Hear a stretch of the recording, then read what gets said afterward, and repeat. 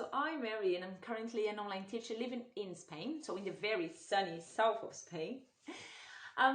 Just to tell you a bit about my background, I've worked for different schools in different countries. So I've worked in Australia, in Malta, in the UK, in Colombia, in Brazil, but always with student services, right? So I was doing accommodation, administration, invoices, and transfers, this type of stuff.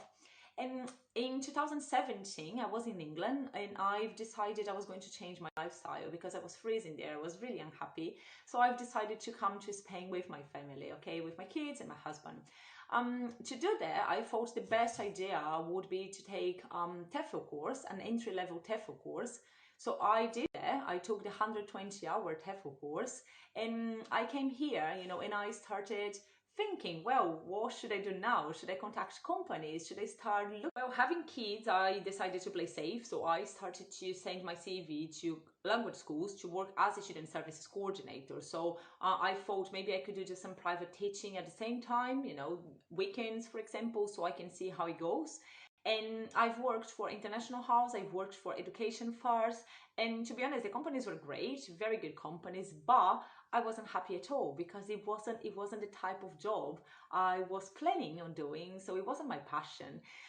I decided then in 2019 that it was time for me, because I wasn't getting any younger, so it was time to quit my stable job. Obviously, I saved up some money so I could have the 1-2 month gap, right, in between jobs. And I've decided I was going to go for it. So I obviously applied for a Chinese company and I passed. I had the training and they offered me $6 per hour, well, those companies, they used to base their rate on nationality and location. So I knew I had no option. I would have to look for my own students if I wanted to get more than $6 an hour. So I had no money at all to invest on marketing, and the only thing I could think was like, well, what can I do to attract people and not spending money at the same time? So, well, Facebook was the obvious thing for me, but not just posting ads on my page because this wouldn't be very efficient. So I chose a niche. I decided I was going to teach Spanish speakers, mainly Spanish people, Spaniards. And I thought, who needs English? Well, all of them. So maybe if I go to groups on Facebook where I can find Spanish people already living abroad, maybe these people need more English than the ones that are living in Spain. My students, they've got an intermediate level, but they do have to improve to have better jobs, to be part of the community and this kind of stuff. So it worked very, very well. I had some people contacting me the first week and I was offering them just a trial lesson, and then it's just a matter of, doing your job well so people like you and they really want to buy your lessons. At the same time, I started posting more regularly on Instagram. So I was following people then. They could be potential students, so people that I could see they had interest on English pages and this kind of stuff. And I prepared myself some flyers. And every time I need new students, for example, during summer break, because my regular students, they stop for a while, I just contact 3 or 4 students that I know that are very good at networking. And in 5 days, 1 week, they bring new students to me. So the process is usually when someone contacts me, I talk to them on WhatsApp or Messenger, and I explain to them like the type of lessons. So the lessons are very dynamic and very specific, personalized. So we can do, some of them they do 2 together, but most of them are 1-to-1 lessons. So I explain everything to them and then I offer them a trial lesson. So this trial lesson is free and it is usually half an hour, 4 to 5 minutes, just for me to show the student how things work, especially if they haven't taken any online class before. And also I want to know a bit of the student, the level, the goal. Well, I obviously try to impress them in the first lesson to make sure they want to come back. And once they decide they want to take lessons with me, I just offer them the possibility of paying for a 10 lesson pack.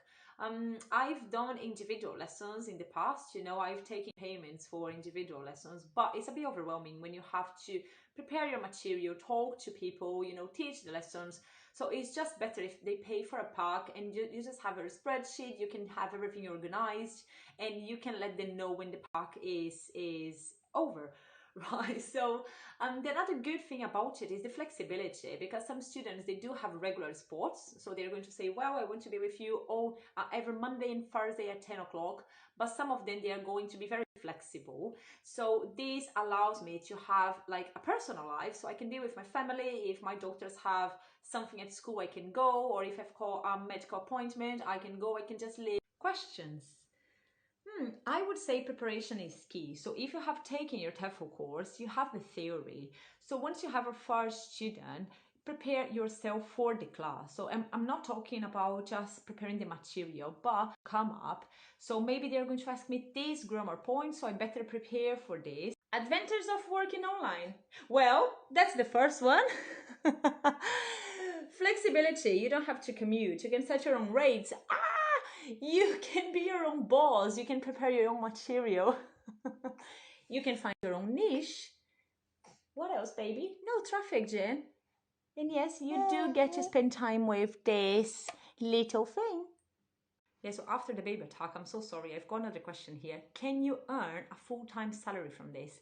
Definitely, yes. So I've been doing it for 2 years, and the rates are well above the minimum age in Spain. So usually here, rates are in between 15 to 20 euros per hour, okay? So more qualified or more experience you have, more you're going to charge. You can also charge for extra stuff. For example, if you're preparing someone for a Cambridge exam, they're going to be sending you loads of writings, so you can charge for those extra hours as well.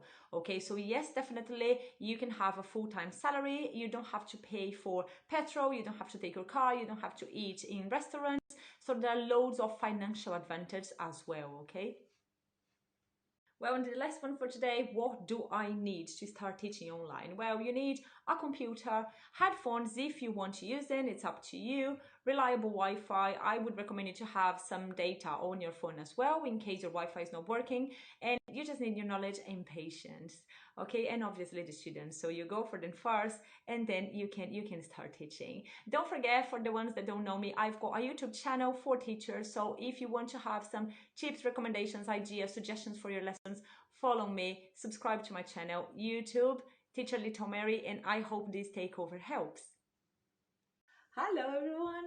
So if you're planning on taking a TEFL course, or you want to travel while you teach English, or maybe you want to have your own online business, you might like my story.